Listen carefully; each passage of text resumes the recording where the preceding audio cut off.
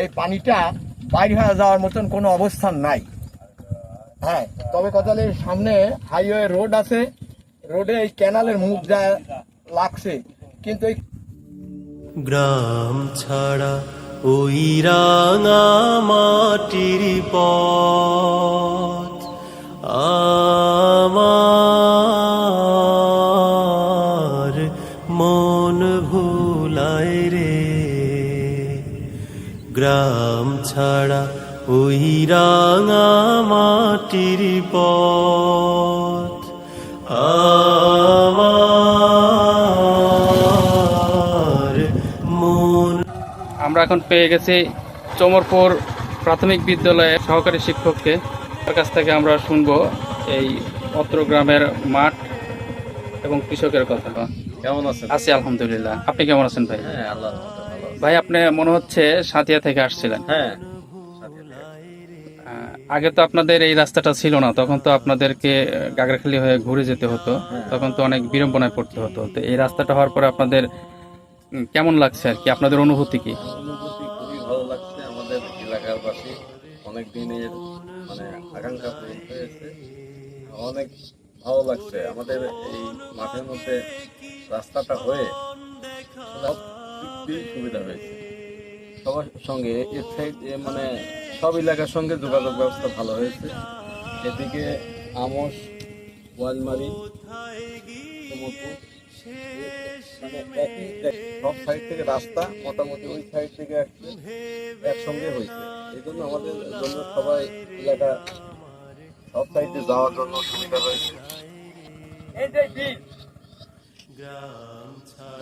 চমরপুর আমস গ্রামে অনেক সুবিধা হয়েছে। ফসল তো ভালোভাবে উঠাতে পারতেন না, এই দেখেন অনেক কষ্ট হতো। এখন অনেক সুবিধা হয়েছে আর কি। আগে অনেক কষ্ট হইতো আর কি, বোঝা মাথায় করে নিয়ে এসে অনেক সমস্যা হইতো। এখন মোটামুটি ভালো। আমাদের আরেকজন মুরব্বী আসছেন, হ্যাঁ, তো কৃষকের কৃষির কথা শুনবো এবং তাদের মাঠের দুর্দশা এবং কি অসুবিধা হচ্ছে, এই নতুন রাস্তাটা হওয়ার সুবিধা কি এবং এই মাঠের কি কি অসুবিধা আছে সেই সব সম্পর্কে আমাদের কিছু কৃষক আছে, তাদের সাথে আমরা কথা বলবো। মুরব্বী, আসসালামু আলাইকুম। ওয়ালাইকুম আসসালাম রাহমাতুল্লাহি। মুরব্বী, আপনার নাম কি? আমার নাম মোহাম্মদ মাজেদ আলী মিয়া। আপনার গ্রাম কোথায়? কোন গ্রাম? চমরপুর। তো আপনাকে দেখছিলাম তখন, যখন স্বামী ভাইয়ের সাথে কথা বলি তখন দেখছিলাম খুব উৎসাহ নিয়ে আপনি কথা বলতেছিলেন। তো আপনাদের মাঠের কি কি সমস্যা আর কি? আমাদের গোটা মাঠে ধান চাষ হয় এই সিজনে, এবং এই জলাবদ্ধতার কারণে এই পানিটা বাইরে হয়ে যাওয়ার মতন কোনো অবস্থান নাই।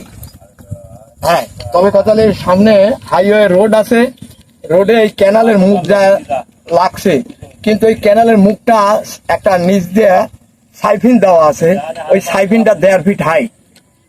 ওইটা যদি কোনো মতে দাবায় দেওয়া যায় 1-1.5 ফিট, তাহলে আমার গোটা মাঠের পানি বাইর হয়ে বিলি চলে যেতে পারে, তাহলে আমাদের কোনো সমস্যা হয় না। মাঠের আবার 2টে সেকশন, আর একটা সেকশন আছে মাথায়, সেটার আবার ফের বাড়ি করছে রোডের সাথে, হাইওয়ে রোডের সাথে, ওই সাথিয়া ওই রোডে। তো ওখানে বাড়ি করে রাস্তা, এই বাড়িতে ঢোকার জন্য নয়নজুলির ভিতর দিয়ে রাস্তা করছে। এই রাস্তায় তাদের পানি পাস হতে দিচ্ছে না, বাদ দিয়ে আটকা রাখছে। এই কারণে গোটা মাঠ জলাবদ্ধতার কারণে আমরা ধান রোপণ করতে পারছি না, আমরা খুব বিভীষিকায় আছি। তবে এই রাস্তাটা হয়েছে কোনো মতে পানির ভিতর দিয়ে ধানের জমি যেটা ধান লাগাবো, পানি দিয়ে টানিয়ে নিয়ে এসে এই রোডে উঠোচ্ছি। এই রোডটা না হলে তো তাও একটু রক্ষা, আমরা ফসলটা পাটটা উঠোতে পারছি।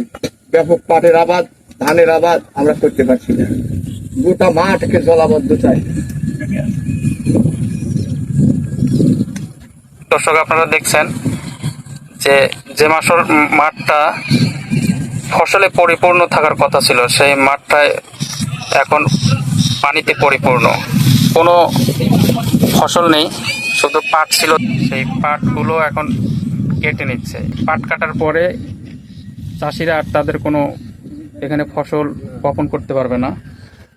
যদিও এখানে সব কৃষকই তাদের ধান রোপণ করার জন্য চারা প্রস্তুত করে রেখেছে, কিন্তু চারা প্রস্তুত হলেও তারা জমি প্রস্তুত করতে পারতেছে না জলাবদ্ধতার কারণে। আমাদের এখানে জলাবদ্ধতা কিছুটা দূর হয়, একদম পানি নেমে যাবে না, কিন্তু উপজেলা প্রশাসন কিংবা পৌরসভা, এটা কিন্তু পৌরসভা এলাকা, সাথিয়া পৌরসভা, সাথিয়া থানা এখানে অবস্থিত। আমাদের উপজেলা প্রশাসন এদের নজরে আসলে আমাদের যদি এই ব্যবস্থাটা অতি দ্রুত করে দেয়, তাহলে আমাদের সমস্যাটা কিছুটা হলেও দূর হবে।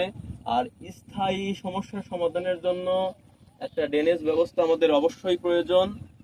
জনি ভাই, আপনার কথাতে বুঝতেছি যে আপনি এখানকার কোন একটা সরকারি বাজেট চাচ্ছেন এবং কোন একটা নালা চাচ্ছেন। আসলে নালাটা আপনারা কি ধরনের চাচ্ছেন? ক্যানাল টাইপের কোন, কিভাবে নালাটা আপনারা চাচ্ছেন কিভাবে? নালা ব্যবস্থা আমাদের গ্রামের পাশ দিয়ে গাগঢালি হয়ে গেছে। আমাদের নালা যদি ওই ক্যালানটাই একটু ডিপ করে খাল করেও আপনি গাগঢালি গ্রামের ওই মানে রাস্তার ওপাশে যদি ছেড়ে দেয় পাইপ দিয়ে, তাহলে ওই পানিটা সম্পূর্ণ বের হয়ে যাবে এবং পানি ওই দিক দিয়ে বর্ষার পানি আসবে। এরকম একটা ব্যবস্থাও করা যায়। মাঠের মধ্যে দিয়ে মাদার সমান গর্ত করে নিচ দিয়ে যদি মোটা পাইপ আপনার ওই রাস্তার ওখানে ছেড়ে দেয়, রাস্তার ওপাশে একটা পুকুর আছে ওখানে ছেড়ে দেয়, তাহলেও আমাদের পানির সমস্যাটা দূর হয়ে যাবে। এবার দেখা গেছে কিষানের খরচ প্রতিদিন 800 থেকে 1000 টাকা হওয়ার ফলে ব্যয়ভার পোষণ করতে পারছে না।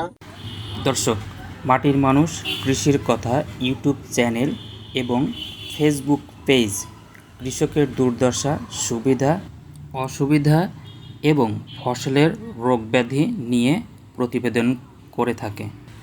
আপনার সমস্যা তুলে ধরা হবে জনসম্মুখে, প্রশাসনে এবং কৃষি গবেষণা কেন্দ্রে। প্রয়োজনে ফোন করুন 0171757615 নাম্বারে। আজকের মতো এ পর্যন্তই। ভিডিওটি ভালো লাগলে লাইক, কমেন্টস, ফলো এবং সাবস্ক্রাইব করে পাশে থাকুন এবং আওয়াজ তুলুন। কৃষি শক্তি, কৃষকের বল, চল রে ভাই মাটি চল। খুদা হাফেজ।